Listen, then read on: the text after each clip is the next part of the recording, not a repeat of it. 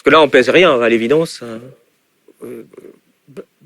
Elle ne pèse rien parce qu'elle ne veut rien peser. C'est-à-dire qu'en vérité, si Macron avait une vision correcte de l'histoire, à lui tout seul, il pourrait faire cesser la guerre.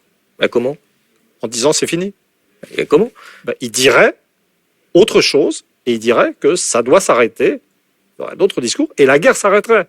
Parce que sans la participation semi-passive, semi-active, je ne sais pas comment dire, de tous les partenaires occidentaux importants, du simple fait que la France est sur le continent européen, et compte tenu du nombre d'aberrations cognitives qui sont dans cette guerre, compte tenu de l'absurdité de tout le discours sur ce qu'est l'Ukraine, sur ce qu'ont les Russes, etc., il suffirait qu'un chef d'État occidental se mette à parler en plus doux, en plus diplomatique, mais comme moi, et la guerre serait finie. Puisque tout tient sur du mythe. Le mythe de l'impérialisme russe, le mythe de la pureté ukrainienne. Il y a une sorte de mythe collectif qui est entretenu, mais qui a été préparé par des décennies de russophobie, je veux dire, qui est cristallisé dans le système média. En fait, je n'avais pas été capable de comprendre que le pôle principal de remontée de la russophobie, c'était la presse elle-même.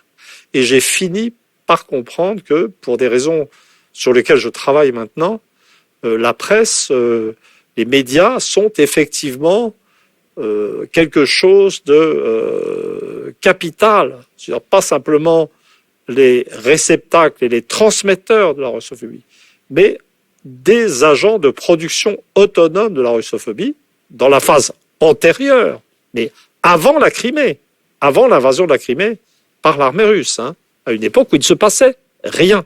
Il y a une sorte d'idéologie qui est née, que maintenant j'appelle le journalisme avec un grand J.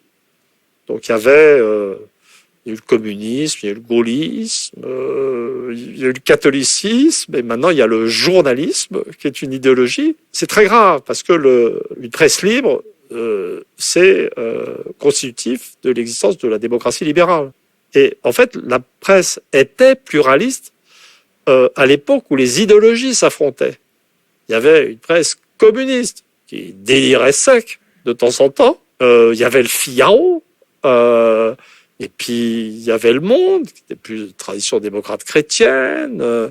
Puis, il y en avait d'autres que j'oubliais. Mais en fait, les journalistes qui travaillaient dans ces journaux n'étaient pas que des professionnels du journalisme. Ce n'était pas que des gens qui savaient écrire un article, faire une interview, chose nécessaire et difficile, etc. Ils étaient aussi raccordés ou intégrés à des modes de pensée idéologiques spécifiques et différents. Ils devaient se situer les uns par rapport aux autres. Mais l'érosion, la disparition des idéologies a créé un métier de journaliste indépendant des idéologies et qui a fini par sécréter sa propre idéologie.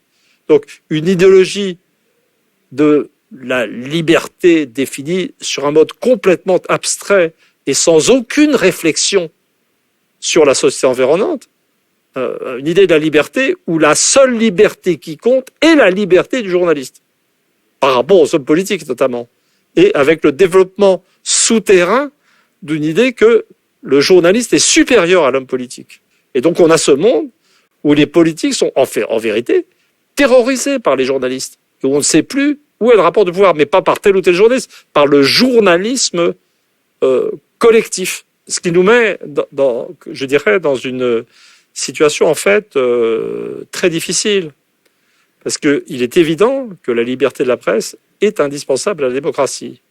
Mais si la presse, quand je dis presse, ça comprend les médias, les autres, les télés, tout ça, si cette presse est devenue totalement homogène dans sa façon de sortir, je parle collectivement, tel ou tel journaliste va être vachement sympa, il n'y a pas de problème. Bon, on trouve des mecs bien partout.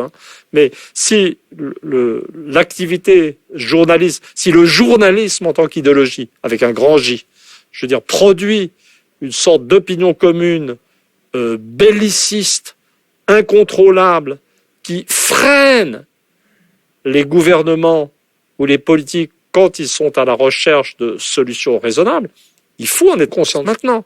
Parce qu'on va être confronté à une situation de plus en plus dangereuse sur le plan international, où les risques sont de plus en plus grands, où la presse, l'organe fondamental de contrôle, je dirais, dans une démocratie libérale, va en fait agir comme un incitateur d'irresponsabilité pour les politiques. C'est ça qui se passe. C'est ça qui se passe. En Allemagne, il y avait la décision de Scholz.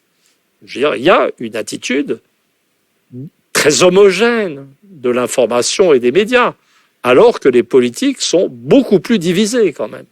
Et la situation est la même en France. Donc il y a vraiment une urgence à mettre en question le journalisme comme idéologie, mais avec l'idée que il ne faut jamais perdre de vue l'idée que la liberté de la presse doit quand même être maintenue. C'est très compliqué, en fait.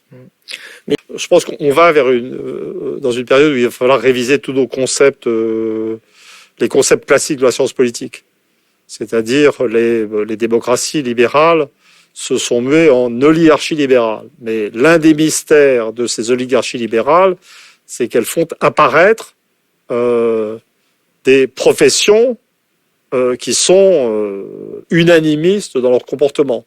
C'est que quand même, là, on sent bien que la France et d'autres pays souffrent d'un malaise démocratique, d'une crise de la démocratie, d'une disparition du débat, d'un vide de sens. J'ai évoqué la forte probabilité que les classes dirigeantes soient en train de chercher dans l'aventure et dans la guerre, ou une parodie de guerre, une solution à leurs doutes.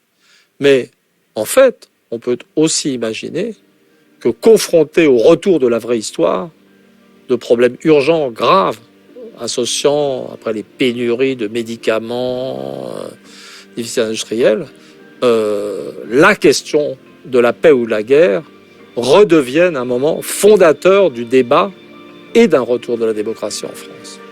Parce qu'il est probable que les prochaines présidentielles, peut-être, certains, je ne sais pas, se feront sur le thème de la paix ou de la guerre.